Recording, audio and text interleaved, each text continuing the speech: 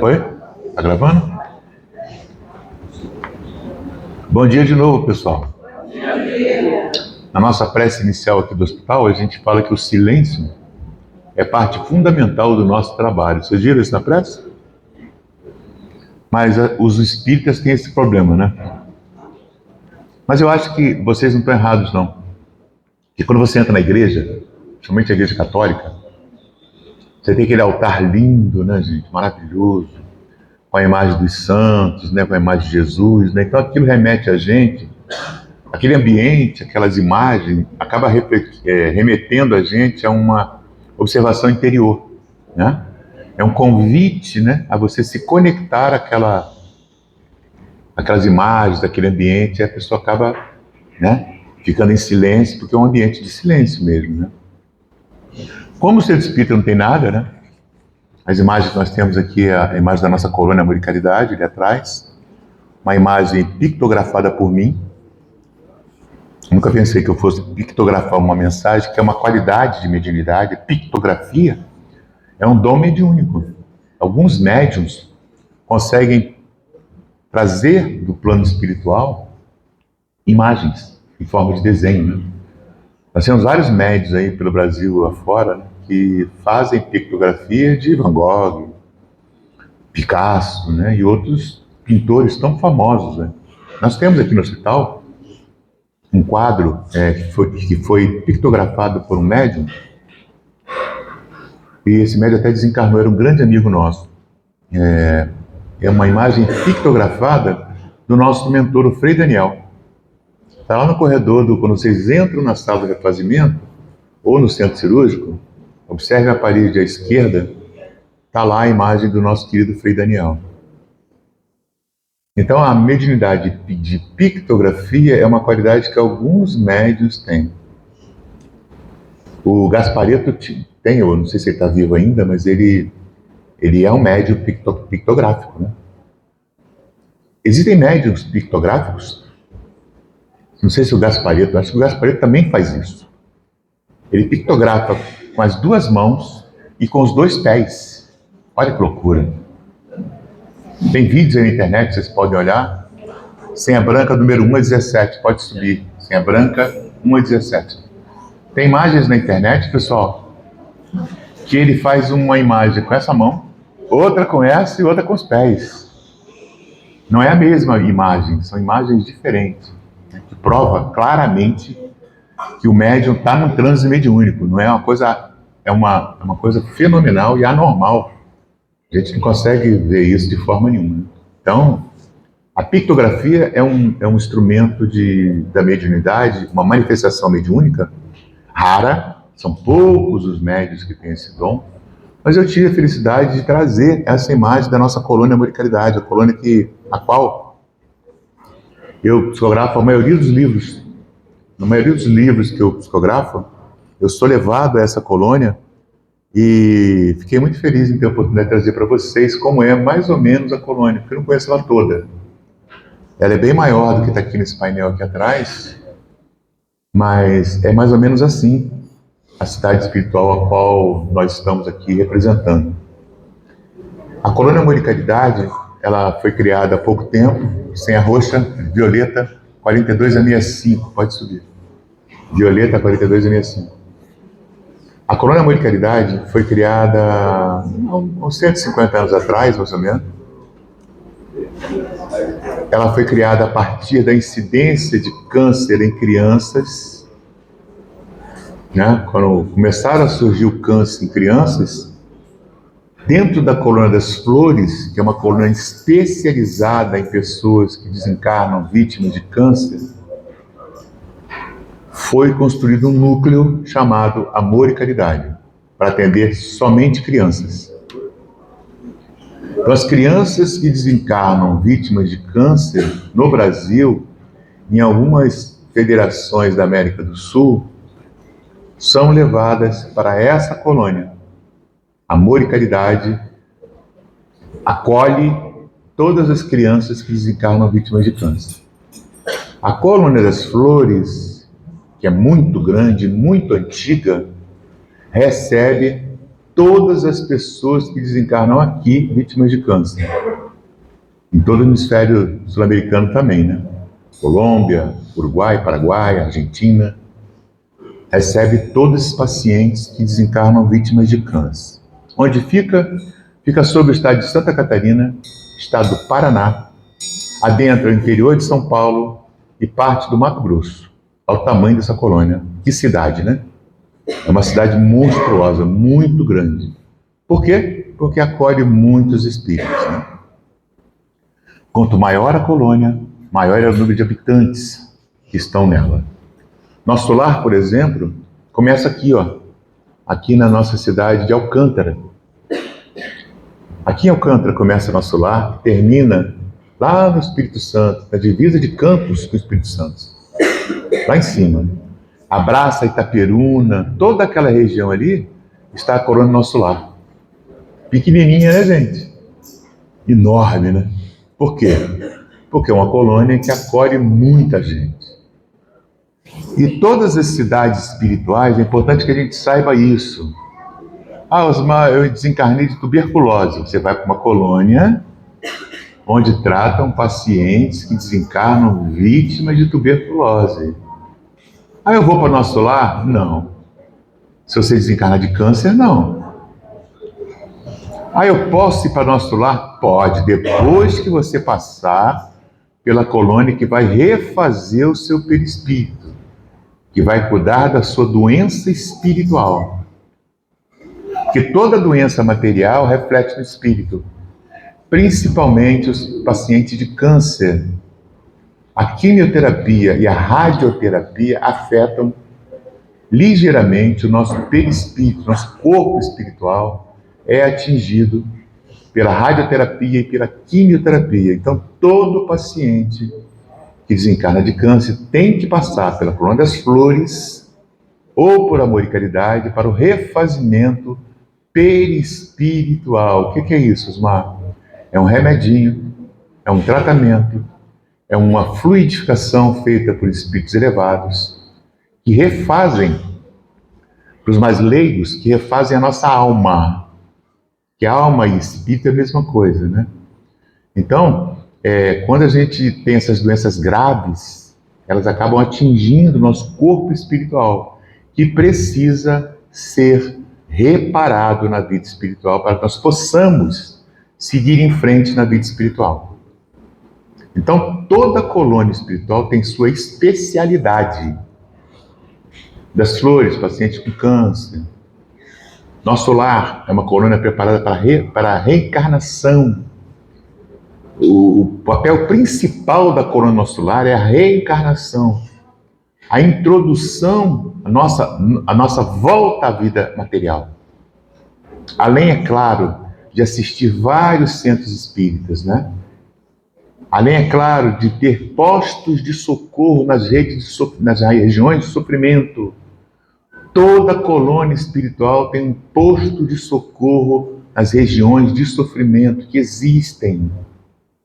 Não é de hoje que as religiões falam dos infernos, das regiões escuras, onde muitos espíritos são levados para essas regiões por serem espíritos muito ignorantes, que não compreendem sequer o que são.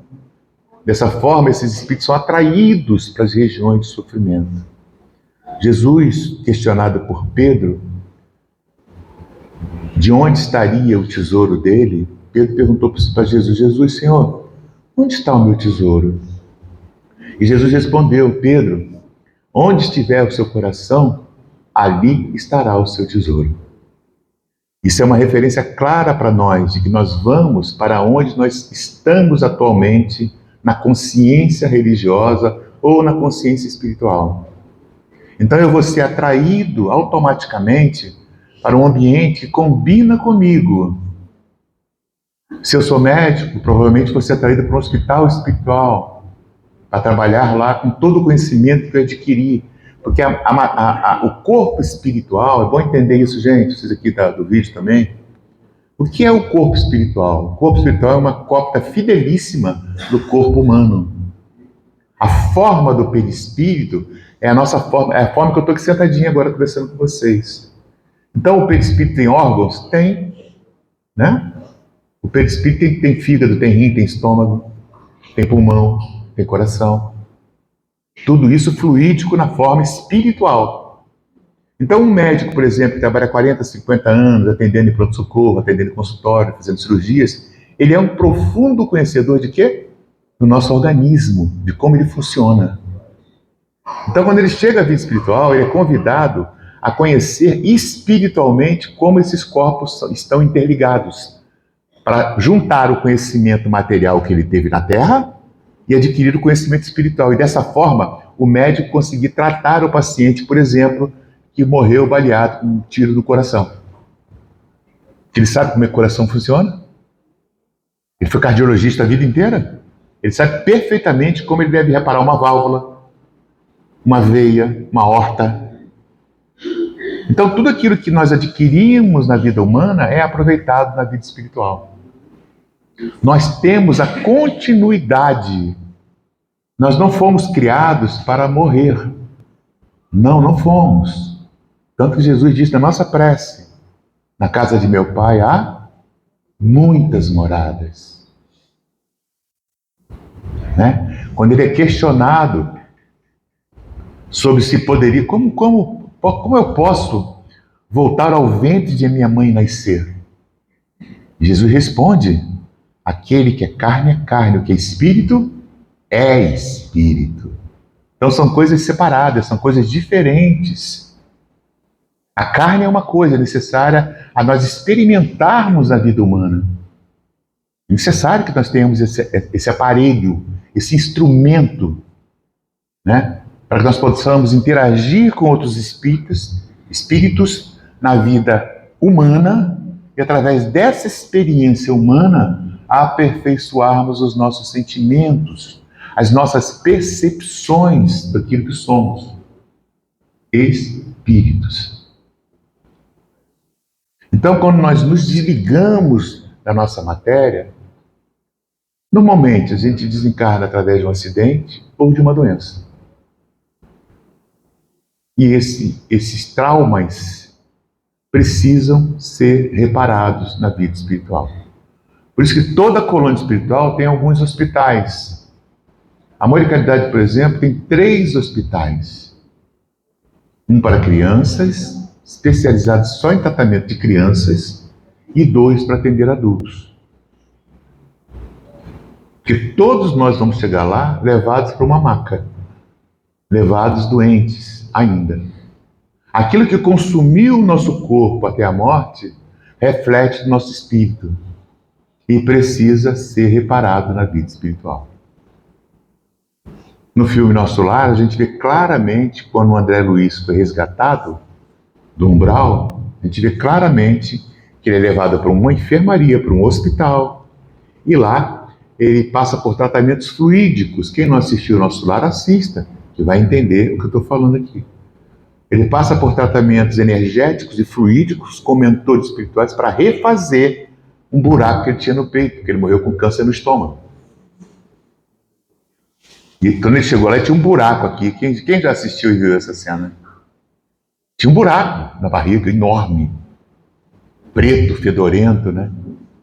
Então esse câncer que comeu o estômago dele ficou marcado no perispírito dele, precisou ser refeito. Então nós não temos que ter essa preocupação, porque Deus já se preocupou com isso, Ele vai cuidar da gente na vida espiritual. Por exemplo, se você viveu aqui na Terra, você foi pedreiro a vida inteira. Eu fui pedreiro, eu construí muitas casas, eu embolsei parede, eu coloquei piso, eu troquei janela, eu construí prédio, eu construí casa, eu construí chalé, eu construí hotel, eu construí residência. A vida espiritual, quem vive da vida espiritual, precisa de casa para morar. Nós temos o nosso ambiente familiar. Toda colônia tem os condomínios de casas onde os espíritos vivem. Lá em Nosso Lar, vocês veem isso também. Em Nosso Lar, vocês veem isso também. Que eles se reúnem em uma casa, tá lá os familiares, avó, tio, pai, irmão, irmã. Não é? Então a continuidade da vida na vida espiritual é um reflexo de tudo aquilo que você está vivendo agora. Aquelas pessoas que você acha que morreu, você vai reencontrar com todas elas, sem exceção. A exceção que pode haver, e você vai se preocupar para ajudar essas pessoas, são as pessoas que foram atraídas para essas regiões de sofrimento. Esse é o grande barato da vida espiritual. É quando a gente chega lá e a gente é convidado a ajudar o outro, principalmente aqueles que estão ligados a nós de alguma forma e que não, por uma infelicidade ou por uma escolha, não adentraram as regiões melhoradas da vida espiritual. Estão nas regiões de sofrimento. Imagina você chegar na região imagina quando você desencarnar, você chegar numa colônia espiritual e está lá sua mãe, seu pai, mas um irmão não está. Uma pessoa que você amou a vida inteira não está. E aí você vai perguntar, onde é que está meu irmão? Infelizmente, seu irmão está nas regiões de sofrimento. Está no umbral. Meu Deus, o que a gente tem que fazer para ajudar ele? Nós precisamos primeiro ter permissão, porque para entrar no umbral tem que ter permissão. Não é assim, vou lá. É igual aqui. Para eu ir para Disney, eu preciso de quê? Dinheiro para comprar uma passagem. Segundo, um visto. Quem não tem visto? Não entra. Se você não tem um visto, um visa, né, que é o visto americano, você não entra na América. É mais ou menos parecido na vida espiritual. Para entrar em determinadas colônias, em determinados locais da vida espiritual, precisa de um visto, precisa de uma autorização especial dada por merecimento, por uma entrevista que você passa. Olha como é interessante a vida espiritual, né? Como é um reflexo exato da vida humana. Quando você vai tirar o visto no consulado americano, você tem que mostrar a sua vida inteira, não tem? É ou não é, pessoal? Quem já foi lá? Ninguém foi? Tem que levar a vida inteira, não tem? Gente, eu levei até certidão, escritura da minha casa. Extrato de banco. Compromisso, carteira assinada, contra-cheque. O que você tem no banco? Quanto você tem? O que você tem? Quanto você tem? Se sua casa é própria. Se você é casado. Qual o nome dos seus filhos? Tudo eles fazem um... E no final o cara diz assim, bem-vindo à América. Ou ele diz assim, infelizmente seu visto foi reprovado. Não é assim? Pois é. Na vida espiritual é igualzinho. Eu quero ir lá socorrer minha irmã na colônia tal. Você não tem o visto. Você ainda não adquiriu condição moral e espiritual que permita entrar naquela cidade espiritual. Interessantíssimo isso, né? E aí, o que eu vou fazer na vida espiritual? Eu vou querer conquistar o quê? O meu green card. É claro que eu vou querer o meu visto. Vou trabalhar para conseguir visitar meu irmão, visitar minha mãe, visitar meus avós, visitar as pessoas que eu amo, que não morreram, continuam na vida espiritual. E o mais curioso disso tudo é que a gente tem tanta oportunidade de aprender o que eu estou falando, que todos nós, preste atenção nisso que eu vou falar agora, todos vocês viverão o que eu estou falando aqui. Não é mentira, não é uma ilusão, não é uma história, é uma realidade. Quem está falando para vocês é uma pessoa que morreu, saiu do corpo, eu saí do meu corpo. Eu vi o meu corpo numa maca. Eu vi o médico me fazendo massagem cardíaca. Eu vi o desespero do centro cirúrgico. Naquele momento eu só tive um pensamento. Caraca, morri. Se vocês não viram ou não conhecem ninguém que esteve do outro lado e voltou para contar, vocês estão diante de um homem casado, pai de 5 filhos, 2 netas, que viveu exatamente o que eu estou falando. Eu estive fora do meu corpo. Jamais, eu não quero ver um filho meu vivo, eu não quero ver uma neta minha viva se eu estou aqui mentindo para vocês. Jamais faria isso. Não faz parte de mim mentir. Então, quando eu me vi fora do meu corpo, eu adentrei um lugar muito parecido com aquele que está ali atrás. E a primeira impressão que eu tive, eu falo isso aqui toda semana para vocês, vocês vão ouvir isso a vida inteira aqui dentro. Eu sei que tem muita gente que fica vindo aqui quase todo dia, mas tem gente que nunca veio. E precisa ouvir isso. Quando eu cheguei nesse lugar muito bonito, eu estava muito chateado com Deus. Eu falei, Deus, eu não merecia ter morrido. 26 anos, 25 anos de idade. Era uma covardia. Eu estava no auge da minha vida. Um bom emprego, um apartamento meu, sozinho, solteiro, um carro zero na garagem, uma moto zero na garagem. Eu tinha tudo que eu queria, ganhava muito bem. E quando eu cheguei nesse lugar muito bonito, eu cheguei muito chateado com Deus. Muito mesmo.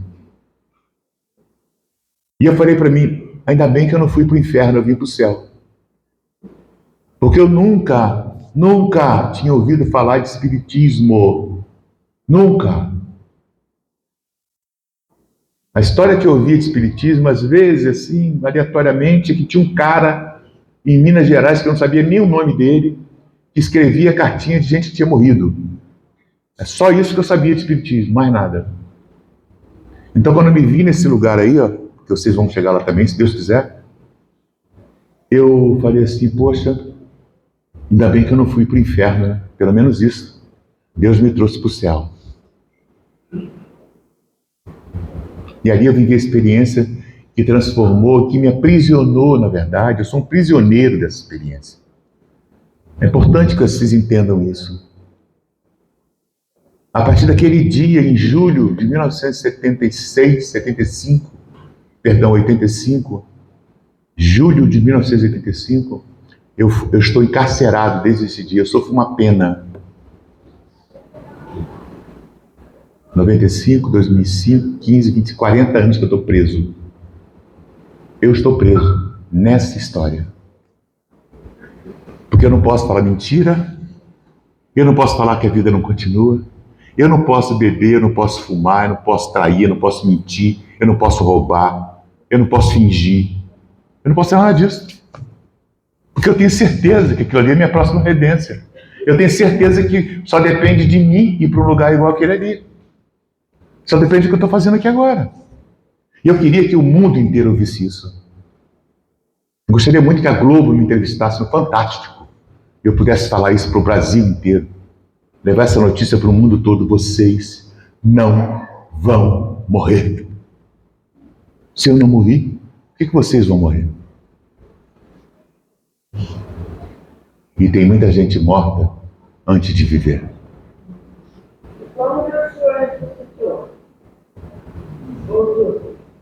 Minha mãe. Eu encontrei com a minha mãe. A minha mãe apareceu para mim nesse lugar. Ela tinha morrido em 1975. Minha mãe morreu, eu tinha 14 anos, 79. Encontrei com ela de novo. Mãe, com saudade que eu estava de você, mãe. Beijei, abracei. Senta aqui, filho. Sentamos num banquinho, ela puxou minha cabeça, botou no colo dela, começou a acariciar meus cabelos aqui assim, ó. Fica calmo, meu amor. Fica calmo, meu filho. Eu falei, mãe, você viu o que aconteceu comigo? Ela vi, meu amor. Eu falei, poxa, mãe, eu tô tão feliz de encontrar você. Pois é, filho, mas você vai ter que voltar. Não, mãe. Não quero voltar não, filho. Você vai ter que voltar, meu amor. Eu falei, mãe, eu não quero voltar, eu quero ficar com você. Meu filho, ouça sua mãe. Você vai ter que voltar.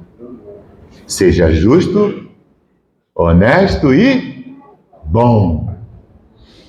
3 coisinhas que eu carrego nessa prisão. E eu acordei. 3 dias após o coma. Estava em coma, entubado.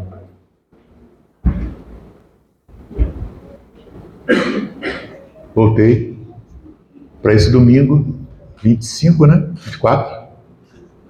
24 de agosto de 2025. Está repetindo mais uma vez. Porque eu não vou cansar de falar para vocês.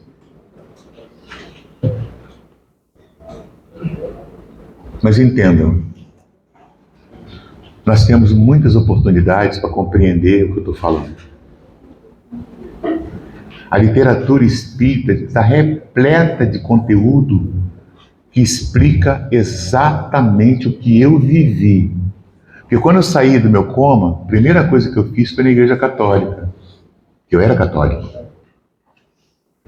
Conversei com o padre, ele falou que ia coisa na minha cabeça. Eu falei, não, padre, não, é muito real. É desse jeito que eu estou aqui com vocês. É essa realidade que eu vivi com a minha mãe. Eu beijei a minha mãe. Vou repetir. Eu beijei tanto a minha mãe que até hoje eu sinto a pele dela, o rostinho dela nos meus lábios. Até hoje eu sinto isso. De tão real que foi.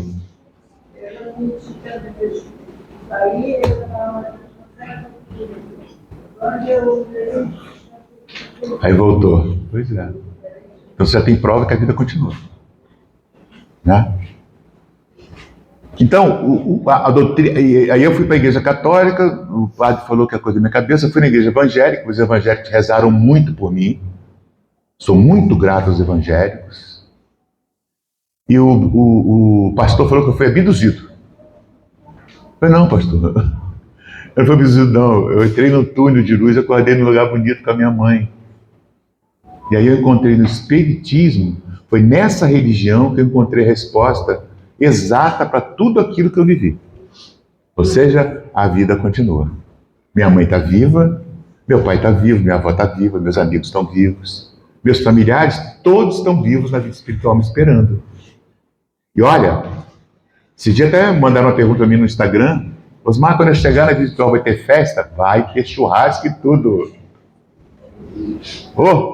Quem está lá está ansioso que a gente chegue. Sabe aquela festa surpresa que a gente faz aqui para a pessoa que a gente gosta? A gente não faz a festinha surpresa?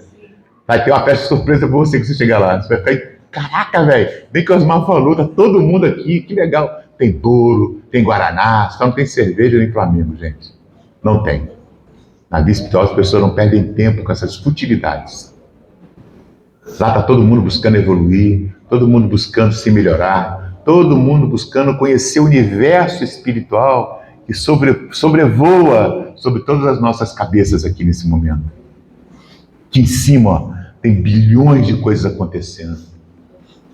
Nas mais de 70 mil cidades espirituais que existem sobre o orbe terreno, só no Brasil, aproximadamente 70 mil colônias, cada uma com uma especialidade, cada uma atendendo, auxiliando e amparando um tipo de espírito. Esse é o amor de Deus.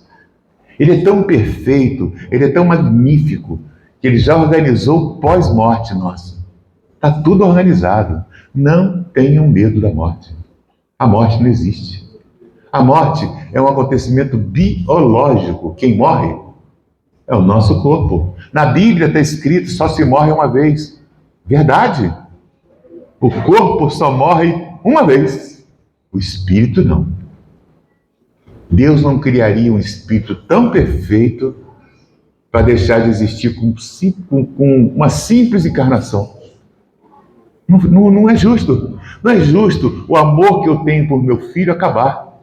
Vocês acham justo o amor que vocês têm pelo filho de vocês acabar? Vocês acham justo, depois que vocês desencarnarem, não poder mais ver os seus filhos? Acham? Acha que o amor que você tem por um filho não é o amor que Deus tem por você? Quem de vocês, se tivesse um poder, vamos dizer que eu chegasse aqui agora, gente, meu mentor falou aqui agora para mim que vai dar um poder para cada um de vocês, mas só um poder. Vocês só podem pedir uma coisa. Eu não sei o que vocês pediriam, mas eu pediria assim: Deus, dá a vida eterna para o meu filho. É o que eu pediria. Dá a vida eterna para os meus filhos, que eles nunca morram.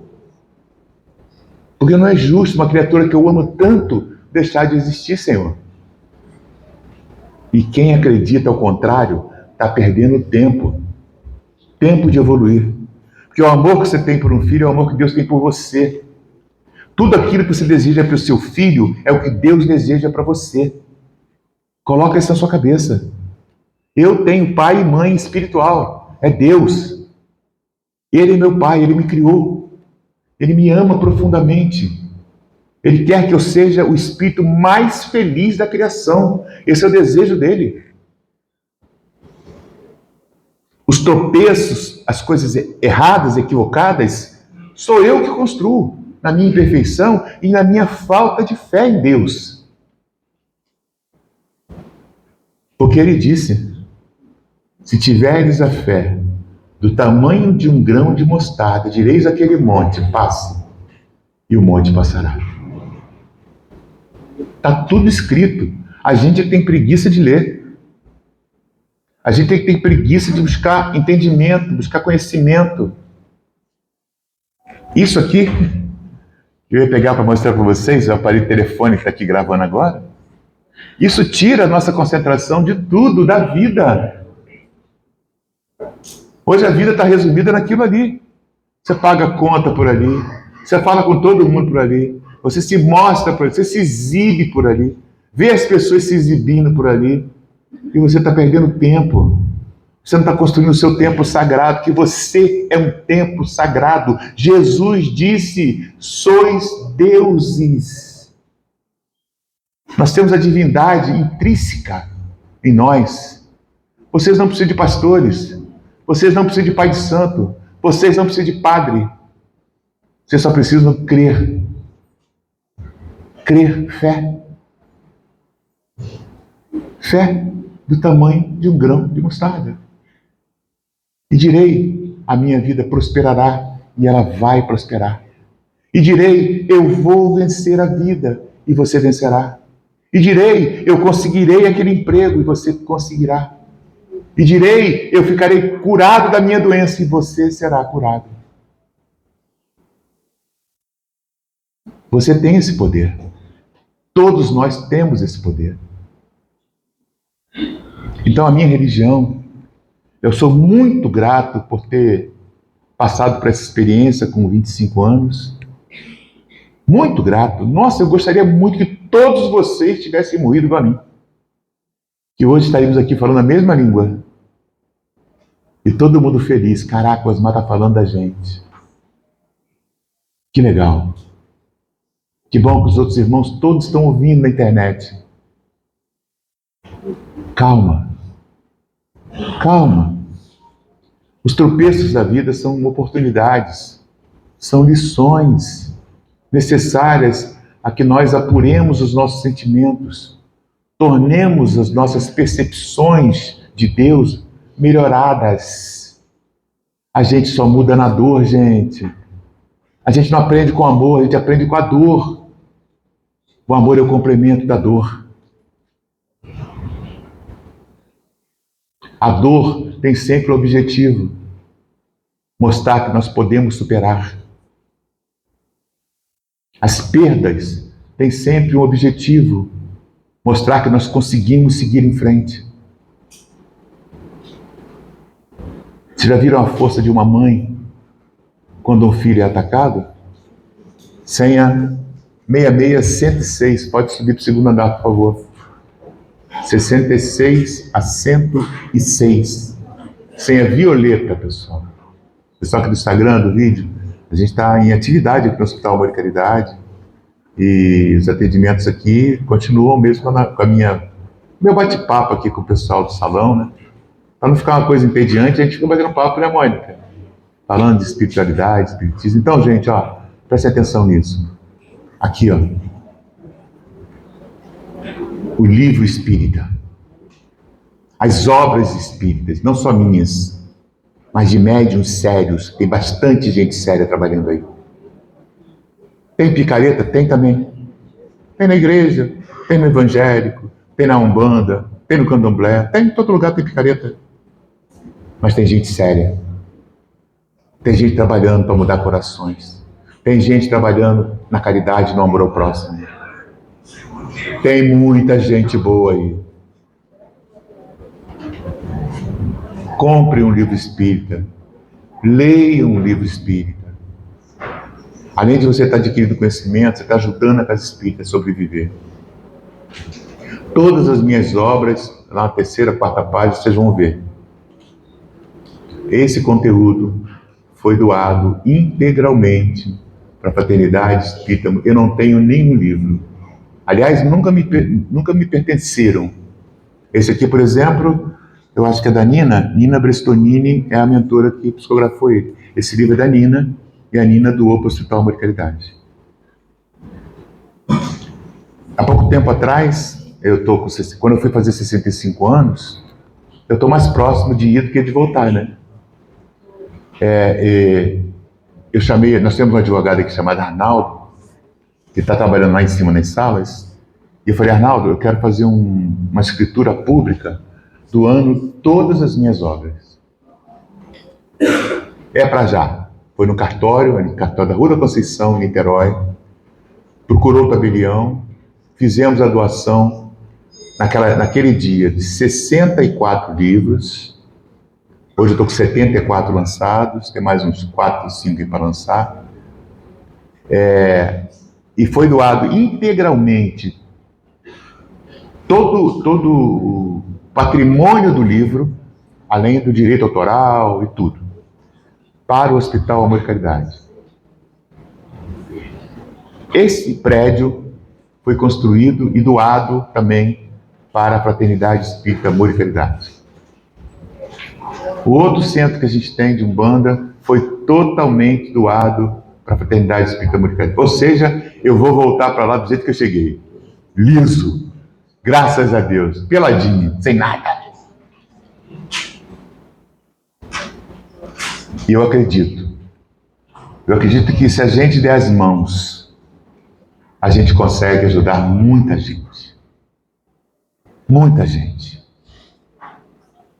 Nós estamos aqui, eu e a minha esposa, estivemos aqui ontem, passei o dia inteiro aqui ontem trabalhando, nas salas que estão terminando, detalhezinhos, botar um quadrinho, arrumar uma mesa, arrumar um armário. São 5 salas que vão atender a comunidade, ampliando os nossos projetos sociais, para dar a mão a mais pessoas carentes, pessoas necessitadas. Não são espíritas, a maioria é evangélico, né? Isso para a gente não importa, porque o amor não encontra barreiras quando é um amor verdadeiro. Eu não tenho direito de impor uma religião a ninguém, mas eu tenho o direito de ajudar aqueles que necessitam. Eu tenho essa vontade em mim de estender o nosso trabalho, a comunidade do nosso entorno, e fazer mais e mais por eles. Por exemplo, esse livro aqui, voltando a falar um pouquinho de livro, esse livro aqui, por sugestão minha, vai fazer parte do filme 5 Dias no Umbral. Ontem a produtora me ligou, falando que a partir do dia 2 agora, de setembro, a produtora vai mudar o foco para o nosso filme. Vai começar a captar o restante da verba que falta para produzir o filme 5 Dias no Umbral. Acredito que até final do ano já vai estar gravando esse filme. E só depende de 3,5 milhões. O orçamento é quase 7 milhões, nós já conseguimos 4 milhões, faltam 3,5 milhões para fechar o filme e começar a produzir. Nós vamos conseguir. O que eu falei para eles, eu vou falar para vocês, o filme não é meu, o filme é do plano espiritual, então eles vão fazer. É deles, eles vão fazer. Esse hospital não é meu. Esse hospital é do plano espiritual e ele vai funcionar ad eterno, porque não é meu. Então, esse livro faz parte, por sugestão minha, vai ter uma parte do filme que vai ter esse livro. E para fechar aqui a nossa palestrinha, que a gente agora vai cantar com a musiquinha, alguém fez, domingo que vem aparece a minha, gente, eu vou falar sobre os dias de escuridão, tá? Não percam. Domingo que vem aparece a minha, vou falar sobre os dias de escuridão. E para finalizar aqui o nosso bate-papo de hoje, eu quero, mais uma vez, deixar claro para todos vocês, inclusive o pessoal da internet, eu também tenho críticos na internet, tem gente que não gosta de mim, infelizmente. Tem gente que não gosta de uma pessoa e não conhece nem o CPF dela, né? Eu falo isso. Tem um cara que fala mal de mim na internet que não sabe nem o primeiro número do meu CPF, mas escolheu falar mal de mim para ganhar seguidor. Faz parte, né? Saúde para ele, que Deus abençoe a vida dele. Ele ganha bastante seguidor. Quando nós nos reunimos com a produtora que veio propor fazer o filme Cinco Dias no Umbral, quem assinou o contrato do filme, quem assinou a doação dos direitos autorais não fui eu, porque o livro não é meu. Quem assinou a doação foi a Fraternidade Espírita Amor e Caridade. Ela é detentora de todos os livros meus. Todo livro pertence a ela, né? E que legal, né, gente? O contrato foi assinado por ela, então quem vai receber o dinheiro do filme é ela. Eu vou continuar aqui na minha missãozinha, né? Porque eu me sinto muito feliz com o que eu faço. E a ideia, a gente quer muito que esse filme dê muito sucesso, para que a gente consiga um bom dinheiro para construir uma creche para as crianças aqui da comunidade. Então, o dinheiro do filme já tem destino: ampliar os projetos de caridade. E eu conto com vocês para ajudar a gente, né? Se a gente der as mãos aqui como irmãos, né? Somos irmãos em Cristo. Vamos fazer mais. Vamos lá, vamos ajudar, vamos doar. Vamos comprar um livrinho, vamos comprar uma rifinha, gente. A rifinha é para pagar luz, pagar funcionário, pagar água, pagar luz, comprar tinta. Agora vem final de ano, né? Vem a obra. Todo final de ano a gente faz obra. Tem que pintar o prédio todo. Tem as coisinhas lá no centro cirúrgico para fazer, nas salas. Tem sempre obra, né? Na casa da gente é assim também, né? É uma torneira que quebra, é um fusível que queima, é o jardim que tem que refazer o jardim. Aqui não é diferente. Muito obrigado a todos vocês por esse momento, tá bom? Obrigado. Obrigado. Pessoal aí compartilhe esse vídeo se você achou interessante, compartilhe com seus amigos. Obrigado.